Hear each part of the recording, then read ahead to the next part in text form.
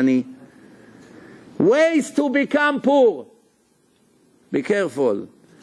Giving loans to Jews and charge them interest, it's guaranteed that your business will collapse one way or the other. No matter how much you build and save, in the end it will all collapse. Bankruptcy, foreclosure, that's what happened today. Being a clown, all day jokes. Making your wife cry, making her upset all the time, breaking her heart. Being stingy, don't give tzedakah, don't give 10% of his maaser. Asking for tzedakah when you don't need it. You have money in your account, enough to live, but you go and collect, like 90% of the crooks out there. That's why in this day you don't have to give them anything. Every person who comes and you don't know who he is, doesn't matter how many papers he bring you, and letters and signature, you give them maximum a quarter, and you tell them, I don't know you, I cannot give you, goodbye. And you find someone you trust, you know, you see what he does, you know if he's teaching Torah, you see in your eyes that he teaches Torah. So that's good, because you cannot go wrong. If he's sitting all day in yeshiva and learns serious, then you see in your eyes. If he makes other people religious, if you see in your eyes that he does, you see he has success, you see so you want to be a partner of him. But if just somebody showed up, I do this and this and this in Jerusalem, in here, in Moscow, who knows? Maybe he's a gambler. Maybe he's religious, but maybe not of the things that he says it's true. Maybe he say that he has 50 people in yeshiva, in the end he has 6. I saw many cases like this. That's why you're not obligated to give them, but you still must give at least 10%. But you have to choose who to give. Why? One big rabbi said a week ago in Israel that 90% of the people who comes like this, they are crooks. And he started to quote that people in the Western world make thousands of shekel a day. Even big lawyers don't make it. Big doctors don't make it. They don't make. What they make in one day standing in a kotel and receiving 1 shekel after the other all day. Big money. Big money. So be careful. Then, no questions. Then, someone who does it for sure will die that he needs donations and charity. He won't leave this world before he's really going to need to go and beg for money for food. So it's very dangerous. Someone who doesn't do netilat yadayim, or if he does it in the wrong way. A woman who doesn't cover her hair if she's married. The more not mad she is, the more money her husband loses every month. It's a direct relation between her modesty to the parnasa. Someone who disrespects Birkat Hamazon. 2 seconds, 3 seconds, goodbye. You know, see it everywhere. Someone who cheats his employees. Don't pay them on time, cheat them on a commission.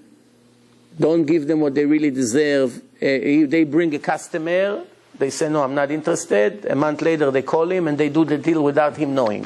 First, they fire him and then they go do the deal. For sure, these people in the end will pay the price big time. And someone that is arrogant, it takes away from his parnasa. Now, since time ran out, now I'm going to tell you one more thing that you have to know.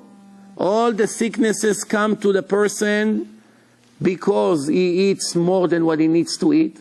If he needs to eat 1 pound of food, he eats 2.5 pounds. He chokes his stomach. The stomach cannot shrink, cannot expand, because it's choked with the weight of the food who falls in one shot. And that creates many, many sicknesses in the long run. Sadness, a person eats while he's under stress. His mind is occupied with agony and pain and all kinds of things like this. So a person that is sad, depressed a lot, is, that automatically brings sicknesses. Person that has anger, lots of anger in him, also brings sicknesses. Person that has stress, which means he's under pressure all the time because of a business, because of his children. He doesn't have emunah. So he always lives with anger and stress, and he has no trust in Hashem, and always worry. That brings all kinds of sicknesses. Number 2 killer in the world is heart attacks. It used to be number 1, now cancer is number 1. The proof for it is that if you take a sick person and you tell him how severe is the situation, he dies 10 times faster. Why? The stress and the worry makes him die much faster and makes the sickness much worse. And lack of faith in Hashem also brings sicknesses. Why? Because every little thing makes a person under stress. I'll finish with a story. It's also very important that you should know, many of the problems that we have in life comes from the tefillin and the mezuzot. People, in my eyes, I saw people that their children have big problem. The word benechem, your children, in a mezuzah was erased or was not written properly. People who had heart problems, you check their mezuzot, you see the word levavchem has a problem. People who had their house burned out or foreclosure in a house or all kinds of damages in a house, batechem, betecha, words that connects to the house. It's a direct connection between the mistakes in a mezuzah or things that were not written properly to what happens to us in our life. You got to be very, very careful who you get mezuzot from. Don't ever buy mezuzot and tefillin from any store. Don't buy from stores. Why? Because the owner of the stores wants to make money. Whoever offers them cheap material that they can make a big money, they buy and sell, thinking, it's not my problem. I'm only buying and selling. It's not my problem. It's the one who wrote it. That's his problem, because the Gemara says destroying the worlds, the upper worlds. But when you are a broker between the sofer to a person who buy it, you have to know who is the sofer. You have to check that he's an honest person, he has yirat shamayim. Most important thing for a sofer, he has to have yirat shamayim, fear from God. Why? If he writes in the wrong order, for instance, he wrote one line, he skipped a line by mistake, and then he go back and write the other line, it's pasul. He has 4 chapters in a tefillin, he has to write them in the right order like they're in the Torah. If he wrote 1, 3rd, 4th, and then the 2nd, you will never know, because each one of them is perfect by itself, and they put it inside the head, it's completely pasul. You paid a lot of money. A good tefillin today, they charge, if it's not L'Shem Shammai, they charge $1,500. I heard people who are paying more than $2,000. Baruch Hashem, with Hashem help, I already for 15 years bring tefillin for about half the price of what he worth, and it's Baruch Hashem 3 different levels, but the top level is very good with the recommendation of Rav Benayahu Shmueli, which is one of the top 3 Kabbalists in the world. He has a letter that he gave for the place where I get it from, and it's still not 100% guarantee. It's human things, you know, once in a while it can be a mistake. That's why you have to pray to Hashem when you buy to make sure you get the best. Yes, we do. It's like going to the best surgeon in the world. Is that a guarantee that he's going to be successful in all his surgeries? You know that not. Because it's a man-made. It's not a printing or something like this. They're very careful. There's checking and computer search, everything. The maximum you can do. Still have to beg Hashem. And you have to know, I'm telling you, these things is life and death. And now I'll tell you a short story that you understand how important it is. Rav Yoshua Lev Diskin, he is the founder of the orphanage home called Diskin in Yerushalayim. You go to Yerushalayim, there's a big place that all the orphans there. He started it. He used to send sofrim, who writes mezuzot, to the people in his city, in his town, from one house to the other to check all the mezuzot for free. And he paid them for their work from his own foundation.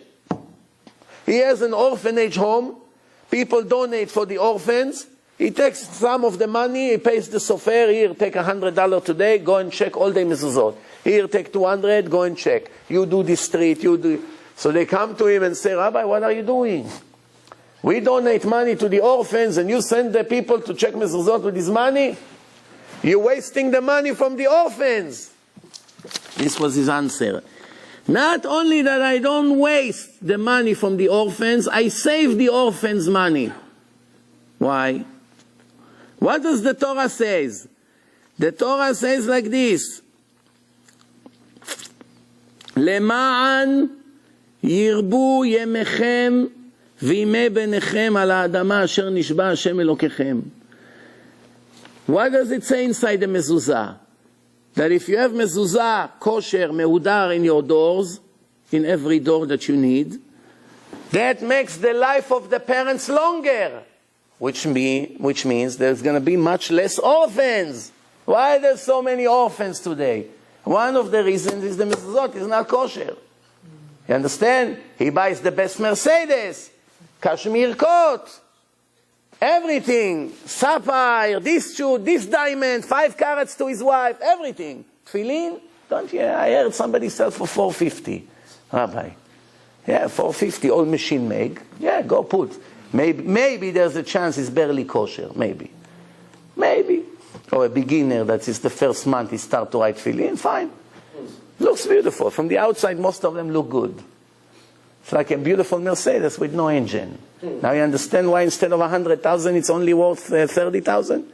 There's no transmission and engine. It's not inside. Or there is. Of a Toyota Corolla. They put inside. From the outside they look the same. What do you think?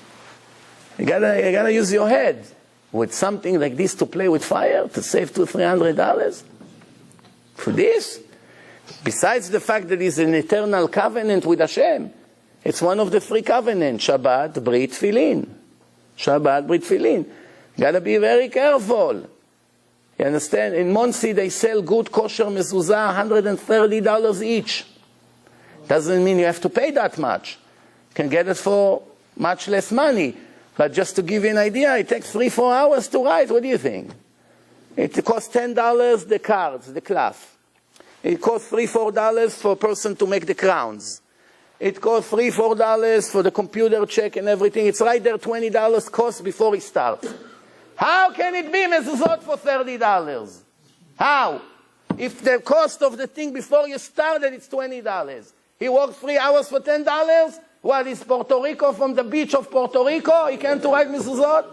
This is a person who wrote years to know all the laws, all the doubts. He charged $10 for mezuzah.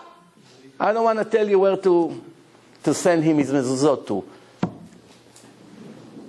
Come on. You understand? Oh, Rabbi, but why? I have a big house. It's 50 mezuzot. $10 million for the house he had. But the extra $2,000 to pay he doesn't have. Right? To buy a big house, there's no Yetzer Hara not to. The opposite, the Yetzer Hara say, buy bigger. It's not enough. But mezuzot, he paid extra $50. For 2 months he didn't sleep. One time I went to put a house, we'll finish with this. One time I went to put mezuzot in a house in Riverdale. I don't give you any more hints. You go search all over Riverdale in a Jewish community till you find that house. I took a helper with me because I knew it's going to be a big house. I started in the morning and I came late to the lecture in the evening. From the morning to the night, me and the other guy are putting mezuzot in this house. You understand? Let's put it that way. The cost of the mezuzot that they pay in that house is probably more than all of you make in a month or 2 of working. You understand? How many people lived in that house? Less than 5. You understand? But, there's a but. At least the woman over there was very smart. Get the best. Don't talk to me about cost. With things like this, I don't ask questions. And you come and put it for me, and I'll pay as much as you want extra for your work, that I know it's done properly. Why? I pay millions of dollars for the house. I'm going to worry about $1,000 more, $1,000 less. Right or wrong?